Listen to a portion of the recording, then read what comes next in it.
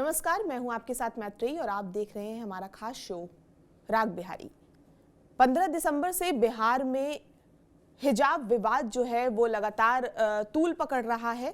जिस तरह से राजनीतिक गलियारों में चर्चा हो रही है, सारे आरजेडी, कांग्रेस, एआईएमआईएम लगातार इस पर हमलावर है। नीतीश कुमार जिस तरह से आयुष डॉक्टर का हिजाब खींचते नजर आए, उसके बाद से ये विवाद का कारण बन गया, जिसके बाद अब पाकिस्तान की तरफ से भी नीतीश कुमार को धमकी मिली है।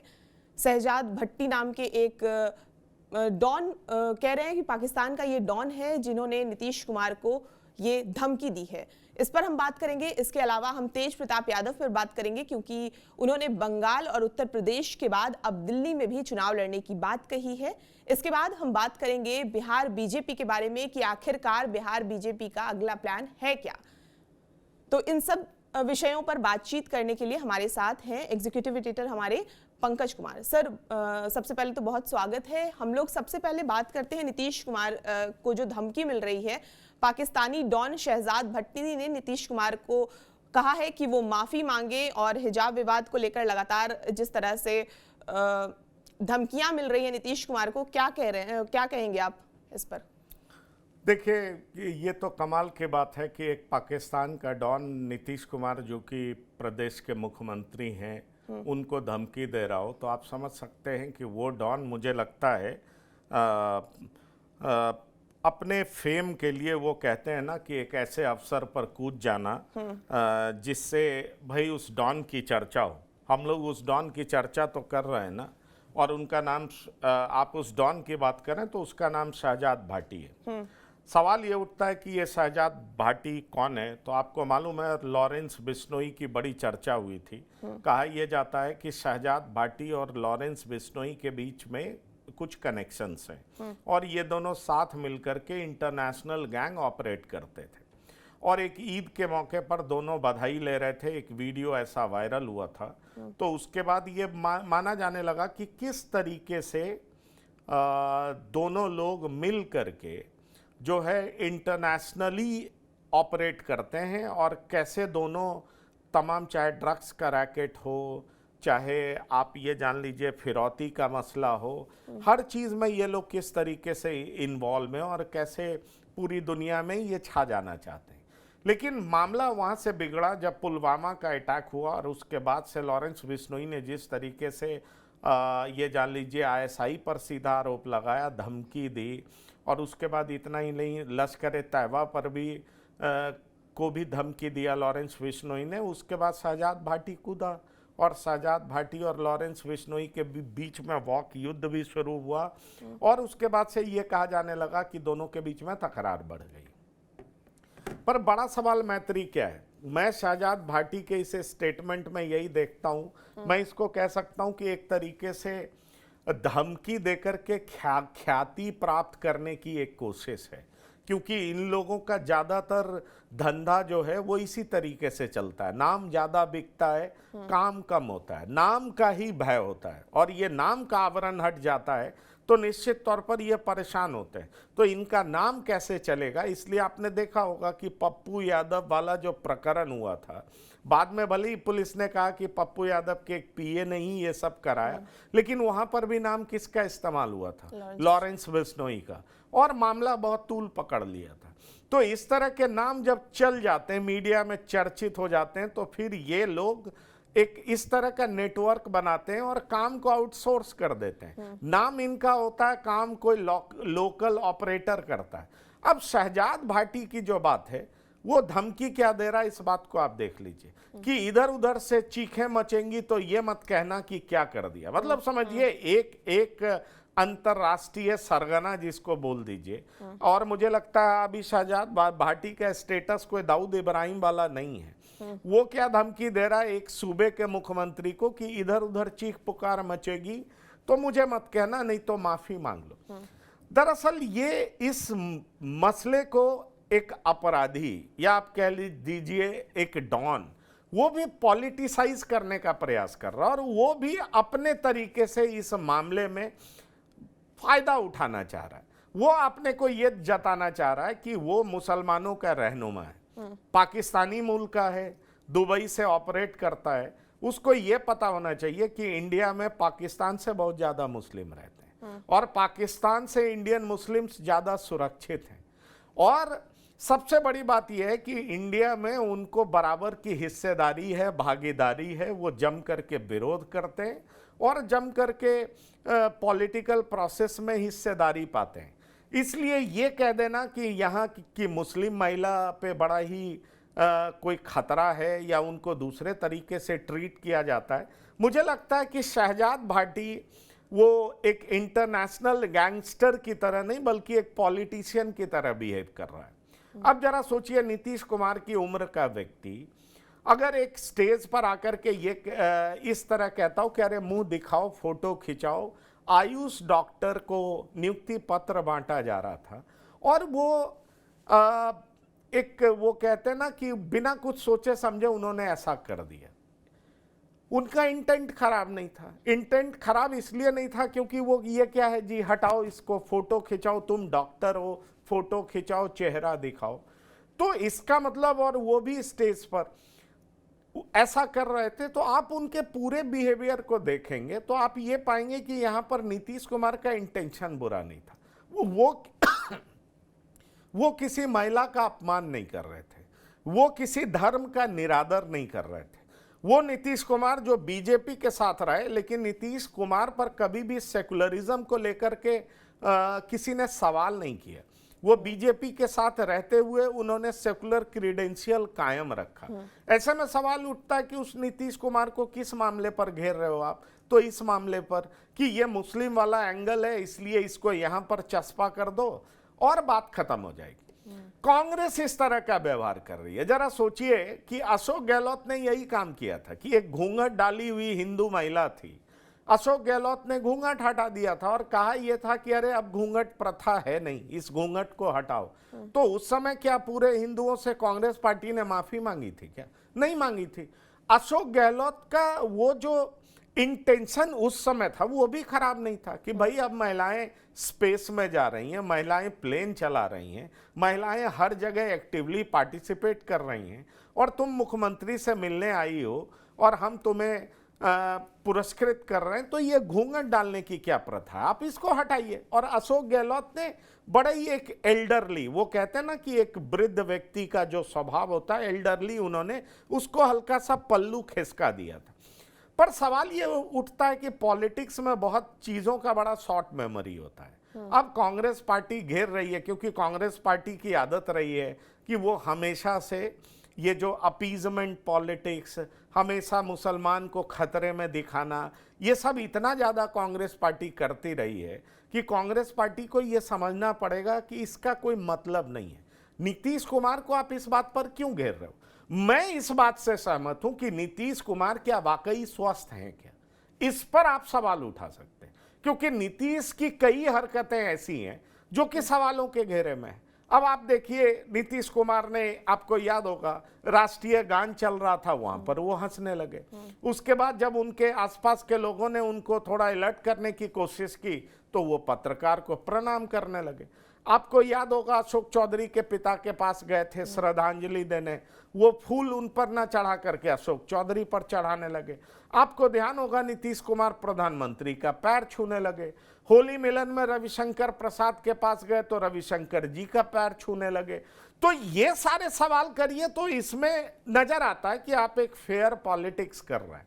और इस पॉलिटिक्स का मतलब है कि क्या जो व्यक्ति इस तरीके से अगर बीमार है तो क्या वो वाकई एक सूबे के मुख्यमंत्री के लायक है क्या? आप इस पे सवाल उठाइए तो ये सवाल जेन्युइन होगा। लेकिन अगर आप फर्जी तरीके से इसको मुसलमान एंगल पर ले जाना चाहेंगे तो ये बिल्कुल ठीक नहीं होगा। नीतीश कुमार का क्रीडेंशियल कभी ऐसा नहीं रहा, इस बात को आप जान लीजिए। और नीतीश कुमार के पूरे वीडियो को आप देखेंगे, मैंने बार बार देखा और मैं अभी ये प्रोग्राम आने से पहले देख भी रहा था, तो उसमें मैंने ये पाया कि नीतीश कुमार का वो जो भी कंडक्ट था वो एक एल्डरली था कि अरे तुम आई हो, तुम आयुष डॉक्टर हो, तुम फोटो खिंचाओ, मुंह क्यों ढकी हुई हो, ये उनका कहना था। अब इसको कोई धर्म से जोड़े तो मुझे लगता है ये ओवर रिएक्शन है। और इस जमाने में चाहे हिंदू महिला हो चाहे मुस्लिम महिला हो, वो बढ़ चढ़ करके पार्टिसिपेट करती हैं। तो उनको इस तरीके से नीतीश कुमार के कंडक्ट को लेना मुझे इसमें कुछ जायज नहीं लगता। अब शहजाद भाटी धमकी दे रहा हो तो आप समझ लीजिए कि पाकिस्तानी पॉलिटिशियन राजनीति कर नहीं पा रहे हैं, तो शहजाद भाटी को पॉलिटिक्स करने की जरूरत पड़ गई, और इसीलिए शहजाद भाटी किसको धमकी दे रहा है, तो नीतीश कुमार को धमकी दे रहा है। आखिरकार भाई बिहार के मुसलमान के साथ क्या हो रहा है, इससे शहजाद भाटी का क्या मतलब है? आप अपने मुल्क के मुसलमानों को बेहतर रख लो, खाना मिल नहीं रहा है, आटा मिल नहीं रहा है, लोग लंबी लाइन लगाए खड़े हैं। सिंध में क्या हो रहा है आपको पता नहीं है, वो पाकिस्तानी ऑक्युपाइड कश्मीर में पॉक में क्या हो रहा है आपको पता नहीं है। अगर आप वाकई मुसलमानों के लिए इतने चिंतित हो तो उनकी गरीबी का, उनकी गुर्बत का, और वो भी अपने देश में, आप उसकी चिंता करिए। बिहार की चिंता और इस देश की चिंता करना छोड़ दीजिए। यहाँ पर ट्रू डेमोक्रेसी है, और अगर कुछ फ्लॉज है तो वक्त रहते सब ठीक हो जाएगा, क्योंकि यहाँ पर लोग आपस में एक साथ रहना सहना जानते हैं। मैं एक बड़ा इंटरेस्टिंग वाकया आपको बताता हूँ, आप इस बात को समझिए।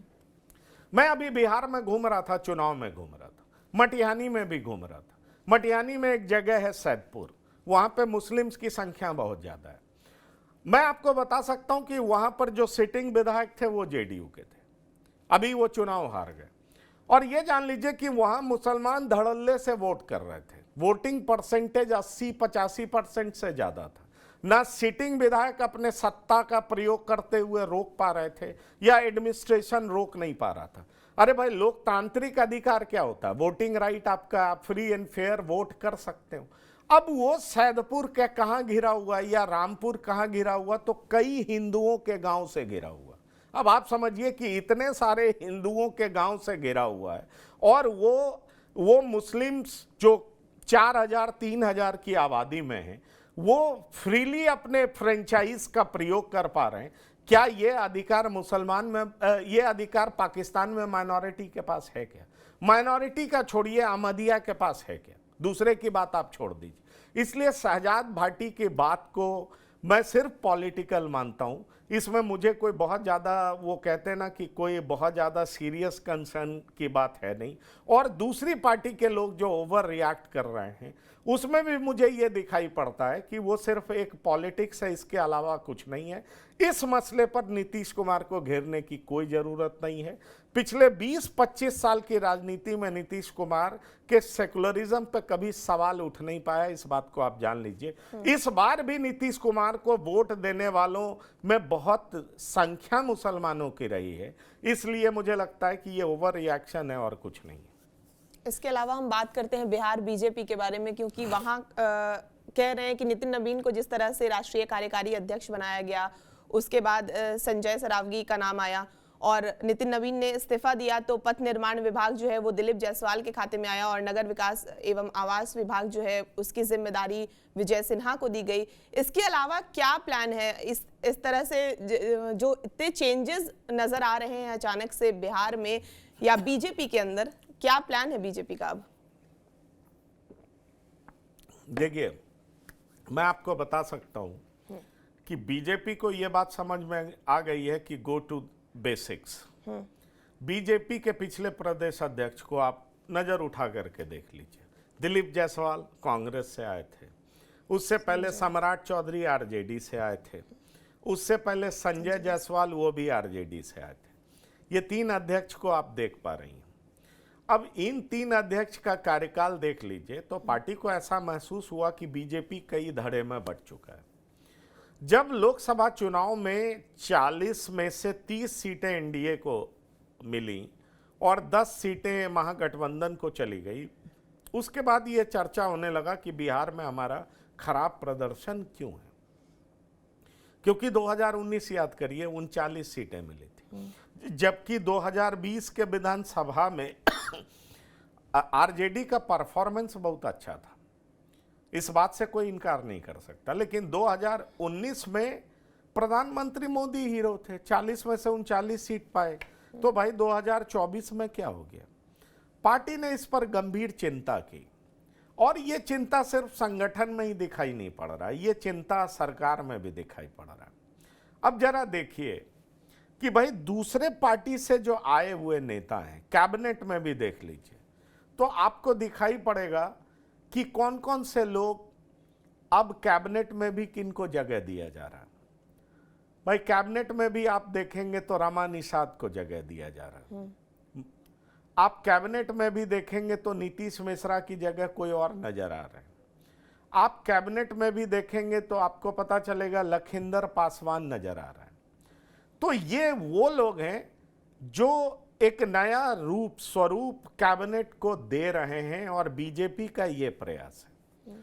अगर आप अध्यक्ष की भी बात करें तो संजय सरावगी अध्यक्ष बनाया जा रहा है। भाई दिलीप जायसवाल कांग्रेस से आए थे ना, और जब लोकसभा चुनाव में खराब परिणाम हुआ तो अश्विनी चौबे ने तो यहां तक कह दिया था कि ये आयतित नेता है और इनकी वजह से प्रदर्शन खराब हो रहा है। आयतित नेता किसको बोला था? सम्राट चौधरी को बोला था, और उसके बाद बहुत बवाल भी हुआ था। ठीक है, सम्राट चौधरी का जो रंग ढंग है और जिस तरीके से वो भाजपा में रच बस गए हैं, वो बीजेपी के चेहरा बने हुए हैं। अगर प्रदेश स्तर की बात करें तो वो तो चेहरा ही दिखाई पड़ते हैं। लेकिन सवाल ये उठता है कि बीजेपी करना क्या चाह रही है, बीजेपी की चाल अलग क्यों दिखाई पड़ रही है। तो बीजेपी को यह बात समझ में आ चुकी है कि भाई संगठन में अगर आपको बहुत ज्यादा ग्रुपिज्म खत्म करना है तो आपको अपनी पार्टी का आदमी चाहिए जो कि जिसके पास सांगठनिक क्षमता हो, जो संगठन चलाने की कौशलता रखता हो। और ये बात जब बीजेपी हुक्मरानों को समझ में आ गई तो ये जो अलग अलग तरह का एक्सपेरिमेंट किया गया था, जब पार्टी में फैक्शनलिज्म बहुत बढ़ गया था, तो उसको दूर करने के लिए पार्टी ने क्या किया? संजय सरावगी को बना दिया। आपने देखा दिलीप जायसवाल के टाइम पे, ठीक है, विधानसभा चुनाव में बेहतर परफॉर्मेंस हुआ, पर दिलीप जायसवाल मंत्री बने रहेंगे ये बीजेपी के टॉप लीडरशिप ने तय कर दिया। भले ही उन पर जितने भी आरोप लगाए गए हों, लेकिन संगठन के मुखिया रहेंगे, ये बीजेपी को मंजूर नहीं दिखा। इसीलिए आप दिलीप सरावगी को देख पा रहे हैं। जहां तक सवाल है, आप नितिन नवीन की बात करें तो नितिन नवीन केंद्र में आ गए। कहा यह जाता है, अंदर की बात यह है कि 50 से कम उम्र का व्यक्ति चाहिए, क्योंकि जेन जी का मसला है। पार्टी अब लंबा दूरी तय करना चाहती है, नए नेताओं की पौध खड़ा करना चाहती है। और एक इसका काउंटर लॉजिक ये भी है कि जितने पुराने नेता प्रधानमंत्री पद के उम्मीदवार हो सकते थे, भाई 29 के बाद अगर नया नेतृत्व आता है और कोई पुराने नेता उस जगह पर आ जाएंगे तो क्या होगा? तो हुआ क्या है कि अब पार्टी का टॉप लीडरशिप ने यह तय कर दिया कि नए नए लोगों को अब नेतृत्व देना है। तो पुराने लोगों के लिए एक तरीके से इंडिकेशन है कि अब आप रिटायरमेंट का प्लान कर लीजिए। इस तरह की भी बात कही जा रही है। दरअसल बीजेपी और आरएसएस किस तरीके से सोचती है उसको पूरे तरीके से डिकोड करना बहुत आसान नहीं होता है, पर नितिन नवीन के फॉर्मूले ने सबको चौंकाया। खुद नितिन नवीन को पता नहीं था, उनको बताने के लिए सम्राट चौधरी गए थे और उन्होंने बताया कि भाई आप राष्ट्रीय कार्यकारी अध्यक्ष बन गए, आपको बधाई हो। अब आप समझ लीजिए कि कुछ दिन पहले तो सरकार बनी है और उसके बाद इनको मंत्री पद भी जबरदस्त दिया गया था। नितिन नवीन के पास ही तो अर्बन डेवलपमेंट मिनिस्ट्री और पीडब्ल्यूडी मिनिस्ट्री में विजय सिन्हा को हटाया गया था, उनसे वो मंत्रालय छीन लिया गया था। और उसमें बहुत तरह की बात हुई थी कि विजय सिन्हा ने सिंगला के खिलाफ जिनके द्वारा बनाए गए पुल, वो जो आरोप लगे थे कि भाई एक ऐसी कंपनी है जिसने पुल बनाया, कई बार गिर गया, और ये मेरे आरोप नहीं है, ये विपक्ष के आरोप थे, कई लोगों के आरोप थे, और विजय सिन्हा उनके खिलाफ कार्रवाई करना चाहते थे, इसलिए उनकी छुट्टी कर दी गई। ये तमाम तरह की बातें होती थी। लेकिन अभी विजय सिन्हा को दिया भी गया तो पीडब्ल्यूडी नहीं दिया गया। देख लीजिए, उनको अर्बन डेवलपमेंट दिया गया जो कि पिछले सरकार में जीवेश मिश्रा के पास था, और जो आपका पीडब्ल्यूडी है वो दिलीप जायसवाल के पास दिया गया। तो मिनिस्ट्री कौन किसको दिया जाएगा ये तो बाद में, क्योंकि और भी लोग मंत्री बनेंगे और अंदर खाने का रस्सा कशी भी चल रही है। कहा यह जा रहा है कि बीजेपी चाहती है कैबिनेट एक्सपेंशन हो, नीतीश कुमार उसके लिए तैयार नहीं हो रहा है, ये बात भी चल रही है। पर बड़ी बात यह है मैत्री, अगर आप बीजेपी के ओवरऑल जो स्टाइल ऑफ फंक्शनिंग को देखें तो उत्तर प्रदेश में पंकज चौधरी, बिहार में संजय सरावगी और फिर नितिन नवीन, केंद्र में एक 45 साल के युवा को भेज देना, बिहार में संजय सरावगी को दे देना, उधर 7 बार के जो सांसद हैं पंकज चौधरी उनको संगठन का मुखिया बना देना। मतलब बहुत साफ है कि कैसे उत्तर प्रदेश में कुर्मी को साधना है, यहाँ पर कैसे वैश्य को साधे रखना है, इस बात को जान लीजिए, मारवाड़ियों को साधे रखना है, और साथ ही साथ जो बीजेपी के संगठन का व्यक्ति है उसको कैसे प्रदेश अध्यक्ष बनाना है, जिसको बार बार भाजपा बिहार में तोड़ रही थी, और नितिन नवीन को आगे ला करके एक यंग चेहरे को आगे बढ़ाने का प्रयास किया गया है। वही काम बीजेपी कर रही है, तो मैं ऐसे ही देख रहा हूँ कि इस तरीके से बीजेपी आगे बढ़ रही है। इसके अलावा सर हम बात करते हैं तेज प्रताप यादव की, क्योंकि तेज प्रताप ने कहा है कि अब जेजेडी सिर्फ बिहार तक सीमित नहीं रहेगी, पश्चिम बंगाल और उत्तर प्रदेश के बाद अब दिल्ली में भी चुनाव लड़ने की उन्होंने बात कही है, और कहा है कि एमसीडी का जो चुनाव है और दिल्ली यूनिवर्सिटी का जो छात्र संघ का चुनाव होता है वो भी अब तेज प्रताप की पार्टी जेजेडी लड़ेगी। कैसे देख रहे हैं आप इसको? देखिए, तेज प्रताप जी आज 15 लाख वाले बाइक पे घूमते हुए भी नजर आए हैं। तेज प्रताप जी मुझे वो शक्तिमान की तरह नजर आते हैं, वो, या कई बार वो हीमैन की तरह नजर आते हैं। तेज प्रताप जी कभी बहुत बड़े साधक बन जाते हैं, कभी भक्ति करते हुए नजर आते हैं, हर चीज़ करते हैं तेज प्रताप जी, लेकिन कभी सीरियस पॉलिटिशियन के तौर पर अभी तक अपना इमेज नहीं बना पाए। ये तो सच बात है, इस बात से कौन इनकार कर सकता है। अब समझिए, एक सीट जीत नहीं पाए, खुद की सीट बचा नहीं पाए, और उसके बाद वो कहते हैं मैं बंगाल भी लड़ूंगा, मैं दूसरे प्रदेश में भी लड़ूंगा। तो ये एक न्यूज़ वर्दी हो सकता है क्योंकि तेज प्रताप ऐसा बोल सकते हैं, पर इसको सीरियसली कितना लिया जाए ये मुझे लगता है कि ये बात दर्शकों पर ही छोड़ देना चाहिए, क्योंकि पॉलिटिक्स बहुत सीरियस काम है, पॉलिटिक्स मजाक नहीं है, पॉलिटिक्स पार्ट टाइम काम नहीं है। पॉलिटिक्स करते वक्त आप ये नहीं सोच सकते कि मैं पॉलिटिक्स भी कर लूँगा, मैं साधना भी कर लूँगा, मैं बाइक भी चला लूँगा, और मैं बिना संगठन खड़ा किए हुए चुनाव भी अलग अलग राज्य में लड़ लूँगा। तो उम्मीदवार तो कोई कहीं मिल जाएगा, आप उसको सिंबल दे देंगे, लेकिन कैसे जीता जाता है, कैसे संगठन खड़ा किया जाता है, कैसे मजबूत आधार बनाया जाता है, मुझे लगता है तेज प्रताप यादव में ये स्किल होता तो उनके पिता लालू प्रसाद यादव भी उनको आरजेडी की कमान सौंप देते। पर लालू प्रसाद यादव ने तो ऐसा नहीं किया, क्योंकि उनको दिखाई पड़ा कि उनके छोटे सुपुत्र में ये भले ही टैलेंट है लेकिन तेज प्रताप में नहीं है, तभी तो उन्होंने बड़े सुपुत्र को नहीं सौंपा। अब ऐसे में तेज प्रताप यादव खुद को साबित करने के लिए ये प्रयास कर रहे हैं, मैं उन्हें शुभकामनाएं दे सकता हूं, लेकिन मुझे ये गंभीर प्रयास कतई दिखाई नहीं पड़ता है। इसलिए दिखाई नहीं पड़ता है कि अचानक से उन्होंने अपना कंस्टिट्यूएंसी बदल लिया। आप देखें, असेंबली उन्होंने बदला, वहां भी हार गए, और पिछली बार उन्होंने वो नहीं वहां से यहां आ गए थे। मतलब वो स्थिति ऐसी हो गई है कि दिल्ली से दौलताबाद और दौलताबाद से दिल्ली टाइप कर रहे हैं तेज प्रताप यादव, और इस बार महुआ की जनता ने इसको पसंद नहीं किया, वो चुनाव भी हार गए। तो सवाल ये उठता है कि अपना गृह प्रदेश में अपनी मौजूदगी बढ़ाइए, कुछ जनता के बीच में इस तरीके से जाइए और लोगों की समस्या समझिए, पिता की तरह राजनीति करना सीखिए और एक गंभीर पॉलिटिशियन की तरह से व्यवहार करिए, और तभी जनता आपको मौका दे सकती है। आप देख लीजिए, आप आरजेडी से बाहर निकले, आपकी हार हो गई। भला लालू प्रसाद का सुपुत्र हार सकता है क्या? अगर हार सकता है तो आप समझ सकते हैं कि किस तरीके से एंटी लालू वेव चल रहा है। भाई, एंटी लालू वेव में भी तेजस्वी तो जीते ना, तेज प्रताप क्यों हार गए, ये समझना बहुत जरूरी है। इसलिए मुझे लगता है तेज प्रताप अगर अपने नाम की राजनीति को आगे बढ़ाना चाहते हैं तो उन्हें जनता के बीच में रहना पड़ेगा, कुछ समय काम करना पड़ेगा, तभी मामला सुधर सकता है। अदरवाइज ये एक दिन का न्यूज हो सकता है, एक मजाक का विषय हो सकता है, ये कभी भी गंभीर विषय नहीं हो सकता। चलिए, बहुत बहुत शुक्रिया आप सभी का। आपको ये पूरी बातचीत कैसी लगी हमें कमेंट करके ज़रूर बताएं, और बिहार की तमाम खबरों के लिए आप हमारे साथ बने रहें और देखते रहें TV9 बिहार झारखंड।